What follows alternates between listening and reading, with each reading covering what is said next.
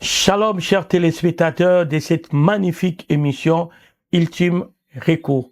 Votre émission qui vient vous donner une orientation, un encouragement, stimuler votre voix, vous donner une direction à suivre pour avoir des solutions véritables, durables et sans sans effet secondaire. Parce que la bénédiction de l'Éternel enrichit, Dieu ne le fait suivre d'aucun chagrin.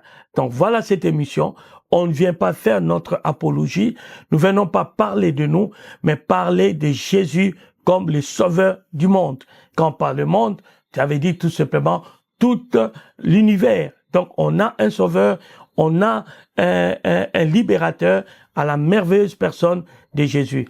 Et nous savons tous que nous sommes aussi, pour les catholiques, dans la période de carême, que j'encourage encore ces chrétiens catholiques de Tchembered, de respecter les instructions, de chercher la face du Seigneur. Et pour nos amis les musulmans, c'est aussi leur période de jeûne, comment on appelle ça encore, Ramadan. Donc, je les encourage aussi, en tout cas, à Tchembered et à chercher la face du Seigneur, parce qu'on n'est pas là pour parler de notre religion, on est là pour parler de Jésus-Christ. Et Jésus n'a pas apporté une religion, Jésus a apporté la vie et un royaume.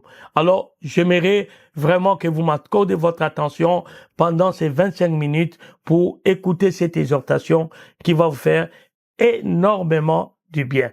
Savez-vous ce qui doit être fait demain, c'est-à-dire le 15, dimanche 15 mars, c'est, n'est-ce pas, c'est les votes, l'élection communale, que nous aurons les devoirs, nous tous, les citoyens français, pour aller voter nos élus, nos maires, n'est-ce pas? Nos maires sont ceux qui gouvernent nos communes, sont ceux qui donnent l'orientation et ceux qui sont censés de chercher la prospérité, la sécurité et le développement de nos communes. J'espère que vous allez voter utile. Et en ces jours-là, j'ai prié le Saint-Esprit pour savoir qu'est-ce que je peux dire aux électeurs chrétiens. Qu'est-ce qu'ils doivent faire le 15 prochain ainsi que le 22. Donc 15 c'est demain, dimanche 15, on est le 14, samedi le 14, ainsi que le dimanche 22. Je viens pas vous donner une orientation, mais je viens simplement vous encourager à voter utile. Pourquoi nous allons voter? Pourquoi nous allons voter? Parce que nous croyons que nous allons voter un homme providentiel, un élu providentiel, qui est encore un maire providentiel, c'est-à-dire une personne que nous croyons qui nous sera utile pour le développement de nos communes, pour la sécurité de notre commune, pour la prospérité de notre commune. Et la question que nous devons nous poser, est-ce que nous votons toujours ces genres de personnes? Est-ce que ceux qui ont gouverné la commune, qui ont dirigé la commune pendant le mandat passé, est-ce qu'ils ont été à l'auteur?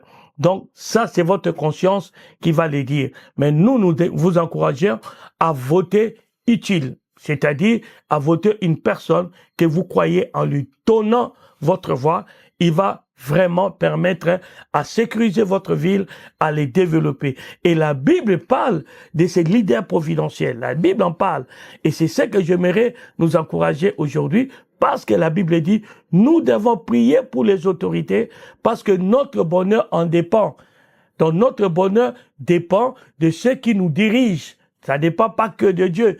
C'est Dieu qui nous dirige, n'est-ce pas? Alors, dans le livre de Luc, au chapitre 7, le verset 18 jusqu'au verset 23, notre leader providentiel n'a pas été voté, mais il a été suscité par Dieu. Il est un don de Dieu à la personne de Jésus. Voilà ce qui est écrit. Jésus fut informé de toutes ces choses par ses disciples. Il appela deux et il les envoya vers Jésus pour lui dire, es-tu celui qui doit venir ou devons-nous en attendre un autre? Arrivé auprès de Jésus, il dit, Jean-Baptiste nous a envoyés vers toi pour te dire, es-tu celui qui doit venir ou devons-nous attendre un autre. À l'heure même, Jésus guérit plusieurs personnes des maladies, d'infirmités et des esprits malins, et il rendit la vie à plusieurs aveugles. Et il leur répondit, allez rapporter à Jean ce que vous avez vu et entendu. Les aveugles voient, les boiteux marchent, les lépreux sont purifiés, les sourds entendent, le mort ressuscite, la bonne nouvelle est annoncée aux pauvres. Heureux celui pour qui je ne serai pas une occasion de chute. Vous voyez, dans cette histoire, on parle de deux personnages bibliques importants. Le premier, c'est le Jean-Baptiste qui est venu introduire le second, qui est Jésus, le sauveur du monde. Je répète, Jésus n'est pas le sauveur des Juifs, Jésus n'est pas le sauveur des chrétiens, Jésus est le sauveur du monde. La Bible dit, Dieu a tant aimé les humains, quelle que soit leur race, quelle que soit leur origine, leur tradition, leur pratique religieuse, leur sexe, leur niveau intellectuel, leur âge, Dieu nous a tant aimés.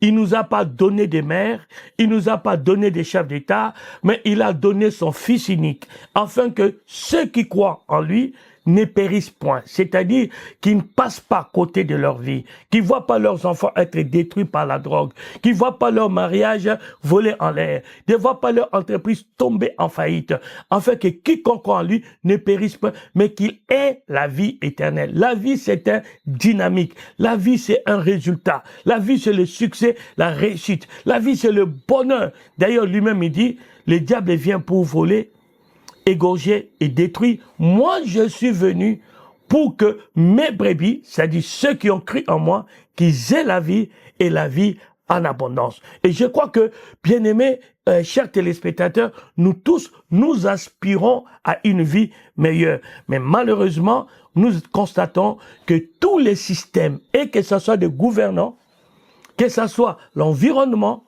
que ce soit les gestionnaires, l'économie, tout ce qui se passe aujourd'hui ne peut que nous rendre malheureux et nous, nous faire mener une vie horrible, difficile, pénible. Je n'exagère pas avec mes mots, vous le savez, c'est ainsi, n'est-ce pas? Donc, même nos gouvernants peuvent provoquer des guerres pour augmenter les carburants, pour déstabiliser, bien aimés. Et nous avons, tous les humains, à l'unanimité, quelles que soient ses origines, nous avons besoin d'un chef, d'un leader qui peut être une personne providentielle. Et dans la sagesse de Dieu, Dieu a suscité un seul leader.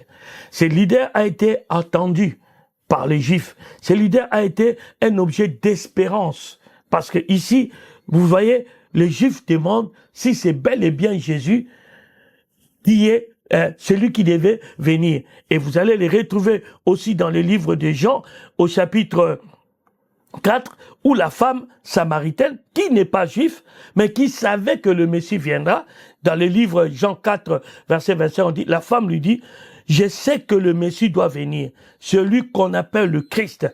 Quand il sera venu, il nous annoncera toutes choses. Jésus lui dit, je le suis, moi qui te parle. Donc, même les Samaritains, qui étaient des métis juifs, n'est-ce pas, espéraient, attendaient la venue du Messie. Or, vous et moi, nous sommes la génération qui vive après sa venue, après même qu'il a accompli ce pourquoi il est venu, c'est-à-dire satisfait les exigences de Dieu, satisfait la loi divine, satisfait l'amour de Dieu, satisfait la justice de Dieu, pour que nous, les habitants de la terre, nous puissions obtenir la faveur divine afin de mener une vie paisible et tranquille. Ce n'est pas au travers des élections que les choses vont changer dans votre vie. Ce n'est pas au travers des hommes que vous avez élus que les choses vont changer. Non, c'est au travers de Jésus. Si Jésus commence à régner dans nos communes, si Jésus commence à régner dans nos maisons, dans nos vies, je peux vous assurer, en vous regardant dans les yeux, parce que c'est mon histoire, c'est mon expérience, les choses changeront dans votre vie. Le maire n'a pas de solution pour vous, parce que eux-mêmes, ils ont des sérieux problèmes dans leur maison. Eux-mêmes, ils tombent malades. et même ils sont dépassés, dépressifs par rapport aux charges. Mais Jésus-Christ, le Sauveur, lui n'est pas dépressif. Lui n'est pas dépassé par des problèmes. Il te propose la guérison parce qu'il ne tombe pas malade. N'est-ce pas? Et c'est lui l'homme providentiel. C'est lui que nous devons écouter avant de voter. C'est lui que nous devons prier pour qu'il suscite, qui permette à ce que nous puissions élire des personnes qui seront le représenter, qui vont gouverner nos communes avec la crainte de Dieu, avec le respect des habitants de leur commune, avec l'amour de Dieu. N'est-ce pas? Et c'est là où j'ai dit, c'est pas le temps où les chrétiens, nous devons être dans la distraction. Les chrétiens, nous devons plier nos genoux, prier le Seigneur pour qu'il suscite, qu'il nous donne des personnes qui viendront apporter des solutions. Voter utile veut dire voter une personne que Dieu dépose dans ton cœur. Voter utile veut dire voter une personne que tu vois à chaque fois il dit quelque chose, il exécute. Bien sûr, beaucoup vont vous séduire en vous donnant des petits emplois de quelques... Non, la jeunesse n'a pas besoin de petits emplois. La jeunesse a besoin d'être accompagnée pour qu'ils puissent créer leurs entreprises, pour qu'ils puissent créer leur travail, pourquoi pas être embauché dans de bonnes conditions. Et la seule, l'unique personne que Dieu a suscitée, qui peut répondre à toutes les attentes de l'homme, c'est Jésus. C'est pourquoi voter utile veut dire voter sous l'inspiration du Saint-Esprit, voter avec l'aide du Seigneur Jésus par la prière. Je demande aux chrétiens de prier pour que Dieu suscite des hommes qu'il faut à la place qu'il faut. Ouais. Le besoin de l'homme sur des personnes ou des leaders providentiels n'a pas commencé dans notre siècle. Non, non. Ça a toujours existé. Et Israël, au travers de la Bible, nous le montre à chaque fois. Un pays est développé grâce aux personnes qui ont été votées ou qui ont été suscitées par la grâce de Dieu. Je prends un exemple sur le problème de l'humanité des hommes. Dans le livre de Matthieu au chapitre 9, on nous dit « Jésus parcourait toutes les villes et les villages, enseignant dans les synagogues, prêchant la bonne nouvelle du royaume et guérissant toute maladie et toute infirmité. » Suivez-moi très bien. Voyant la foule, il fut ému de compassion pour elle, parce qu'elles étaient languissantes et abattues, comme des brebis qui n'ont point de berger. Quelle est la solution? Alors il dit à ses disciples, la moisson est grande, mais il y a peu d'ouvriers. Priez donc le maître de la moisson, afin qu'il envoie les ouvriers dans sa moisson. Voyez-vous? Donc, est-ce que nos élus arrivent à voir cette compassion que Christ a sur l'état, la misère qui frappe le quartier de leur commune? Est-ce qu'ils arrivent à avoir cette compassion? C'est pourquoi vous devez prier. Priez pour que Dieu suscite des personnes qu'il faut. Invoquez le nom de Dieu pour qu'il vous donne des vrais leaders. Je vous mens pas, chers électeurs. Je vous en mens pas, population de la Guadeloupe. Arrêtez de vous faire couillonner. Arrêtez, arrêtez, arrêtez. Ne vous faites plus avoir.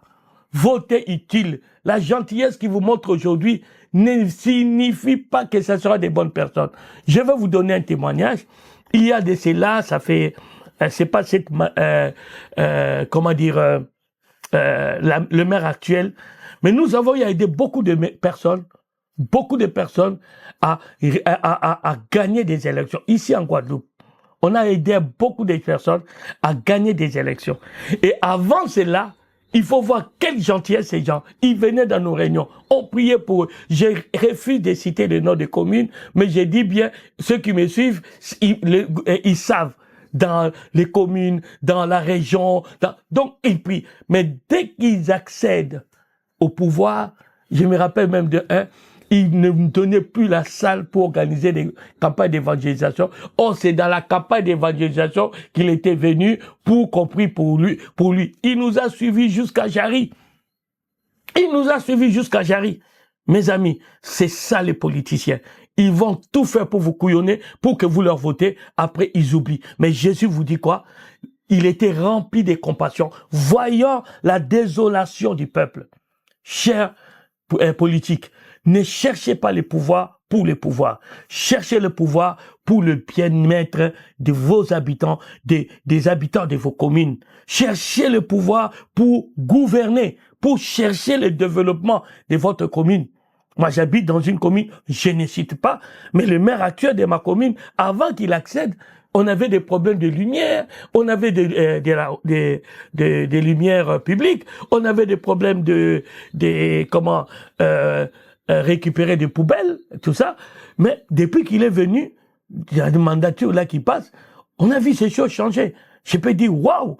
Donc, il a quand même fait quelque chose, même s'il n'a pas encore pu tout faire, surtout la délinquance, ainsi de suite. Mais pour élire quelqu'un, vous devez regarder son intérêt par rapport au peuple. Et surtout, prier. Et pour vous-même, ne pensez pas que ces hommes sont des hommes providentiels. Non, c'est vous qui allez leur donner le pouvoir. Le seul et l'unique homme providentiel, ça reste Jésus. Priez pour eux. Jésus a dit, priez le maître de la moisson. Priez le maître pour qu'il envoie des ouvriers. Ce sont des ouvriers, les élus là, qu'on va choisir. Ils doivent nous servir. Mais nous devons prier pour que Dieu suscite le bon.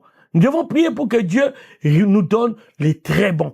C'est comme ça, j'ai voulu aujourd'hui parler à votre cœur et vous dire, les enjeux électoraux, ça doit plus être un problème des familles, des filiations, des camaraderies, comment on appelle ça, des amitiés. Ça doit être une responsabilité plus que nécessaire, important pour la prospérité, la sécurité de nos communes. Je ne fais pas la politique, mais je vous parle étant que prophète de Dieu, étant que l'homme de Dieu, et je parle surtout aux enfants de Dieu. Arrêtez de vous faire couillonner. Cherchons la face de Dieu. Priez. Le Seigneur nous dit, vous voulez, Guadeloupe, tu veux une vie paisible et tranquille pour vos enfants, pour votre commune. Qu'est-ce qu'il faut faire? Dans 1 Timothée 2, verset 1, on nous dit, je t'exhorte donc avant toute chose à faire de prières, de supplications, de requêtes et des actions de grâce pour tous les hommes, pour le roi et pour tous ceux qui sont élevés en dignité, afin que vous meniez une vie paisible et tranquille en toute piété et honnêteté. C'est cet exercice que j'aimerais que nous puissions faire aujourd'hui. N'est-ce pas? Jésus a dit, priez le maître de la moisson, afin qu'il envoie les ouvriers dans sa moisson. Tu vas être là où tu es, tu vas prier avec moi. Tu vas lever ta voix. Prier veut dire s'adresser à Dieu. Présenter à Dieu tes requêtes. Demande à Dieu, s'il te plaît, qu'il puisse avoir miséricorde de la population de votre commune. Tu pries pour ta commune et non pour un maire.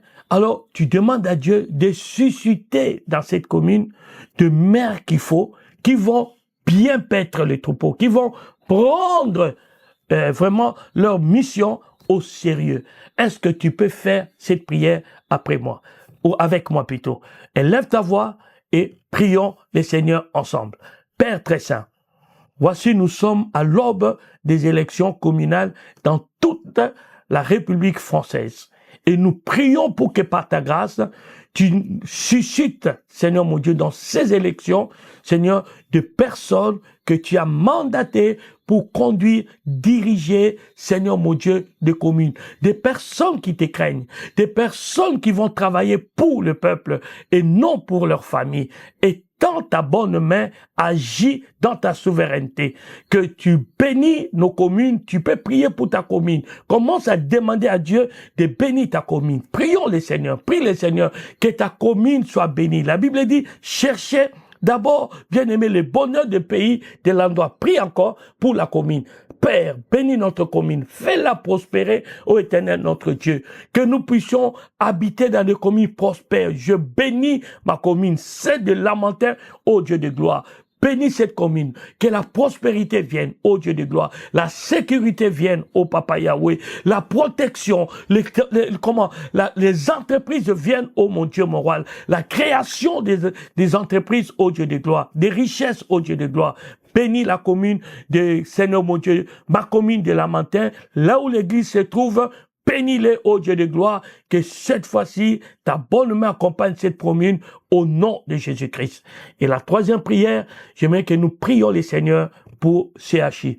Peut-être que vous ignorez, mais aujourd'hui, les choses vont très mal. Il y a peu de moyens et les praticiens sont dans une grande souffrance et d'autres commencent à manifester leur désaccord par des attitudes qui sont inciviques ou méchantes. Mais nous allons prier les seigneurs qui puissent aussi bénir CHI et ceux qui travaillent là-bas. Prions les seigneurs. Père, au nom puissant de Jésus-Christ, nous voulons te recommander encore le CHI et tous les hôpitaux de la Guadeloupe. Seigneur, étends ta main, bénis les gestionnaires, dispose l'État pour qu'ils puissent, Seigneur, donner des moyens au Dieu de gloire à ces, Seigneur mon Dieu, à ces hôpitaux pour très bien soigner des personnes. Nous pensons à tous ces malades, nous prions pour leur santé, nous prions pour leur guérison, dans le nom puissant de notre Seigneur et Sauveur Jésus-Christ que nous avons prié. Amen, amen, amen. Voilà, chers téléspectateurs, ce que je voulais partager avec vous dans ce peu de temps. Et permettez-moi de vous donner quelques annonces ou informations très capitales et très importantes. N'oubliez pas, le 15 et le 22, allez voter utile. Mais avant de voter, priez Dieu. Mangez ce qu'il vous donne, tous les privilèges, profitez. Ils sont comme ça, mais ne votez pas parce que sa tête te plaît, ne votez pas parce qu'il fait partie de ta famille ou parce qu'il était là avant. S'il n'a pas fait son travail, sanctionnez-les, changez-les et choisissons d'autres personnes. Souvenez-vous de l'époque de Michel Chevry et l'époque d'autres, je ne vais pas citer, ils sont encore au pouvoir, comment nos communes changeaient. On voyait des choses évoluer. Voter utile, ça c'est le mot d'ordre de Dieu. Voilà. Alors, le week-end du 20 jusqu'au 22, nous avons un invité extraordinaire à la personne de l'apôtre Alidon. Voilà, certains connaissent, d'autres pas, un homme de Dieu rempli d'onction, un homme de Dieu rempli de puissance, un homme de Dieu que Dieu utilisait extraordinaire. Des aveugles voient, les sourds entendent, les gens quittent les chaises roulantes, les paralytiques marchent. Donc peut-être tu as un problème d'AVC, tu as un problème de comment on appelle ça, des tensions, je ne sais pas quoi, des diabètes ou je ne sais pas quoi, des plaies qui ne se guérissent pas, des cancers, que je maudis devant vous tous, cette maladie doit disparaître ou diminuer en Guadeloupe. Alors, venez, saisissez cette opportunité. Ça commence le vendredi, sous forme d'une veillée de prière, de 23h à 5h, parce qu'on veut qu'il prie, qu'il ait des temps pour prier suffisamment pour les gens, n'est-ce pas? Et le dimanche 22, de 8h à 10h, 11h par là, ça dépend des besoins. Venez nombreux. Assistez à ces moments extraordinaires. Je peux vous assurer, c'est un homme de Dieu qui dégage, l'onction, la puissance par des miracles extraordinaires. Donc, il sera de notre ces week-ends-là. Et le dimanche 29 mars, vous le savez tous, c'est le dimanche des rameaux. Les cultes de rameaux, comme nous on les fait, et on profite aussi que ça soit le culte qu'on rassemble toutes les familles qui viennent au milieu de nous pour célébrer, adorer, recevoir le don de Dieu Jésus-Christ, recevoir les sacrifices de Dieu, recevoir l'agneau immolé. Donc ça sera un culte spécial famille, venez nombreux au sein de notre assemblée pour que vous bénissiez, que votre famille soit visitée par le Seigneur. Voilà, notre assemblée, vous le connaissez, c'est New Church Arbre de Vie, dans la salle Recette Plus, section Caillot, au Lamentin. L'entrée est gratuite et elle restera gratuite. Il y a la place pour tout le monde. Venez nombreux. Et le week-end du 20 au 22, et le week-end du 29, et pourquoi pas, après, ça sera la Pâque, qui est normalement notre fête des nouvelles an chrétiennes ou spirituelles. Soyez nombreux à participer à ces rencontres. Dieu vous bénira. C'était votre serviteur, Victor Chamba, qui a eu le plaisir de vous parler et surtout de stimuler votre foi afin que vous puissiez voter utile et prier pour des personnes que vous allez voter, prier pour vos communes, car la vraie personne leader providentiel, ce n'est pas celui que tu vas voter, c'est Yeshua Yamashia, celui qui compatit, celui qui apporte des solutions. Vous l'avez lu, qui guérissait, que lui-même, il est en train de résoudre les problèmes de la population. Il n'a pas changé. Il est le même hier, aujourd'hui et éternellement. Que Dieu vous bénisse. bien-aimés, et je vous donne rendez-vous dans notre prochaine émission du 21, samedi 21, bien sûr, avec l'invité. Que Dieu vous bénisse. God bless you.